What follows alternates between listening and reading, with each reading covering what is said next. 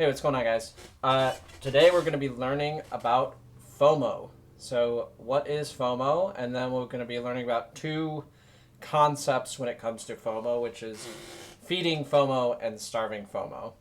So, I think the first thing before we get into the PowerPoint is I'm just going to wing my definition of what FOMO is. So, FOMO stands for the fear of missing out.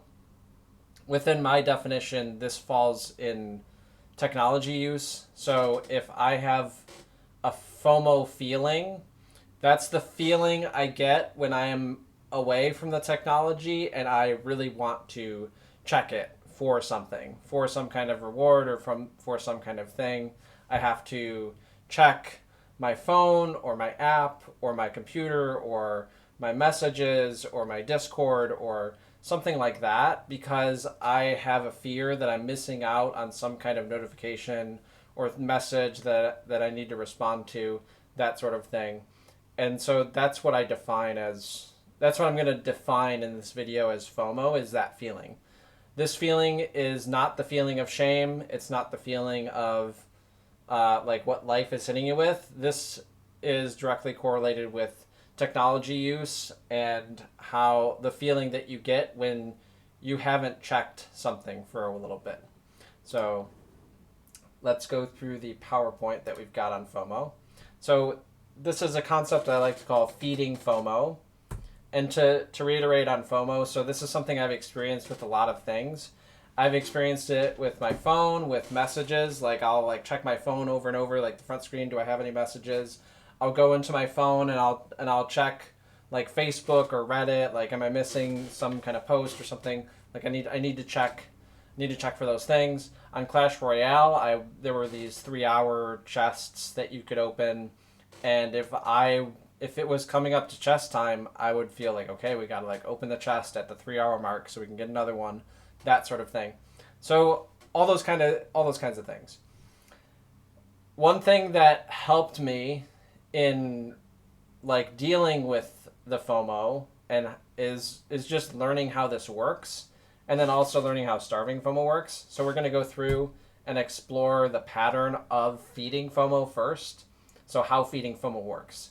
So the first step that we're going to have in feeding FOMO is we're going to feel that anxiety of, oh, I'm missing out on messages. This anxiety is pretty normal. Like if I haven't checked my emails in a couple days and I'm expecting an email back, I'm going to feel anxious because maybe I haven't responded to somebody and maybe I want to respond to them, right? The thing that happens in the cycle is we're going to make behavioral adjustments over time. So I'm checking my emails every 2 days, and then I still feel FOMO, so I check it once every day, and then I check it once every 6 hours, and then I check it once every 3 hours, and then I check my emails once every hour, and then at some point I'm just checking my email more and more. And so what this does, if we check our emails more often, is now we don't feel as much FOMO, because I'm checking my emails more often, which now leaves me with relief. Oh, I didn't miss anything. Like I check my emails after an hour and I see that nobody emailed me, and I'm like, okay, cool. Like I don't have to worry about that now. We can also be there might be other feelings that come up, but that's the main one that I want to focus on. The thing that happens if we check our phones or our emails or notifications or whatever, if we check them more and more often and reprieve ourselves of this anxiety, our brain responds to this via homeostasis. It responds to this through downregulating dopamine receptors in our brain. So then we start to feel more FOMO in shorter periods of time. So before, when I was feeling FOMO every day, I was then checking it every 6 hours. But then now my brain is adjusting to that, and it's like, hey, every 6 hours it's getting worried, so I'm going to adjust to that and check every hour. And then I'm going to, it keeps going, basically. It just feeds. That's why it's called feeding FOMO, because it feeds itself. It's hungry, and it keeps wanting to check more and more. And so we just repeat those two steps, and it gets into, as I wrote here, literally seconds. After literal seconds, I have to check my phone again, which is crazy, but I've experienced it a lot where I'm like, I have to check my phone. Oh my God. Like, and then I'll put my phone away. And then it's like 5 seconds later, I'm like, I have to check my phone. Am I missing anything? I have to check Facebook. Did I miss a notification? And it can turn into like that kind of thing. So let's explore that graphically. So this is just like an example. So if I check my phone every hour, this is like the approximate FOMO feeling that we're going to feel. So every time we check our phone, that FOMO is going to drop back down to 0. And then when we go for an hour without our phone, that FOMO is going to go up, up, up, up, up. And then we check our phone at the hour, and then it's going to go back down. So one behavioral adjustment that we can make is we can check it every 15 minutes. And so the slope is going to be the same, but we're checking our phone every 15 minutes now, and now we don't feel as much FOMO because we feel less that we're missing out because we're checking our phone more. So now we actually have lowered feelings of FOMO temporarily because of that, because we're feeding into it. But then the problem is what happens is our brain reacts to this, and due to homeostasis and downregulation, our brain modifies the level of FOMO that we feel, and now we have to check it every 15 minutes, and we still, like, after 15 minutes, we're like, oh my gosh, I have to check my phone.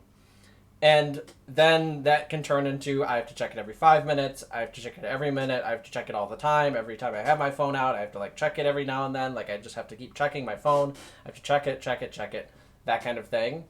And that's what feeding FOMO is. That's the pattern of it.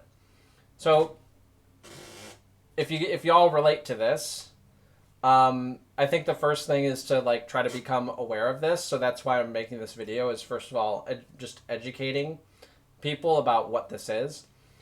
To go a bit further, we can also offer a solution here. So the solution to feeding FOMO is something I call starving FOMO. So this is where we do the opposite thing, which is going to invoke pain.